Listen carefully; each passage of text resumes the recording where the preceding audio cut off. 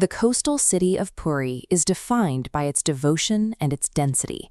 Every year, massive crowds gather in the streets, hauling 3 colossal, colorful chariots in a spectacle of tradition and community. But behind the pageantry, the citizens and even the royal leadership spend most of their days entangled in the ordinary human condition. They argue over driving chariots, bicker about royal decrees, and fight over status and property. For them, it's just business as usual. Then, reality shatters. A massive cyclone begins churning off the coast, bearing down with a violence that makes petty rivalries irrelevant. The palace's response is pragmatic. The king orders evacuations. Guards urgently move the population from the vulnerable shoreline into the reinforced royal palace. Faced with an undeniable physical threat, the biological instinct kicks in. The leadership abandons protocol, and the citizens abandon their property, all taking the immediate, logical steps required to survive. Yet, right in the projected path of the storm, one man sits perfectly still. This is Tulsi Kaka, a master sculptor. While his neighbors flee in panic, he remains quietly in his fragile wooden hut, entirely absorbed in carving an idol. He refuses to pack. He refuses to run. He operates under a dangerous certainty. He believes his lifelong, unwavering devotion guarantees that Lord Jagannath will miraculously and personally intervene to shield him from the storm. Psychologists describe this behavior using a framework called the locus of control. Imagine a sliding scale. One end is an internal locus. Your actions determine outcomes. The other is an external locus. Your fate is dictated by outside forces. Tulsi operates at the absolute extreme external locus, entirely stripping himself of his own agency. This is the paradox at the center of the storm.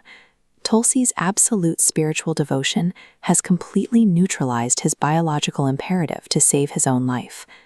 The cyclone makes landfall. Violent surges of dark water crash through the streets, physically tearing through coastal defenses and immediately threatening the low-lying homes. Help arrives almost instantly. A young man named Balram rushes to the hut, grabbing Tulsi and urging him to leave. He tries to physically pull the sculptor to safety.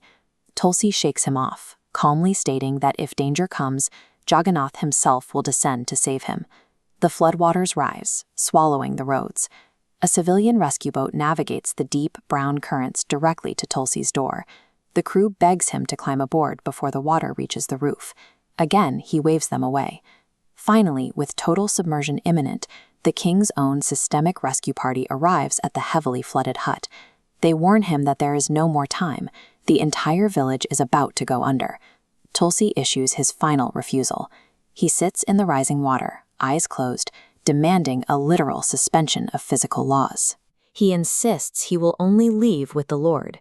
He is staring so hard at the sky, waiting for a supernatural event, that he is completely blind to the mechanical reality of 3 separate, viable rescues occurring right in front of him. The physical world does not care about his demands. The water overtakes his small home, filling his lungs. Tulsi slips beneath the surface and loses consciousness. He wakes up in a surreal, imposing courtroom. He is standing before Yamraj, the god of death, processing the impossible reality that he has died. Tulsi is furious. He levels an accusation against his deity, shouting that his absolute, unwavering faith was met with total abandonment when he needed it most. Yamraj pauses, then delivers a devastating correction. The deity did send help. He sent it 3 times. He sent a friend, he sent a boat, and he sent the king's guards.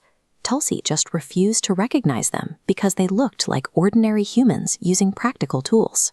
Extraordinary luck and divine intervention rarely bypass human action. They almost always arrive in the form of it. Tulsi jolts awake, violently choking on dirty water. A hand aggressively grips his wrist, pulling him upward from the dark turbulence.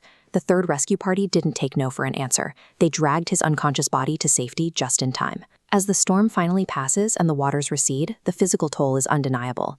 Palm trees are snapped in half, and structures are reduced to scattered debris. The village is unrecognizable.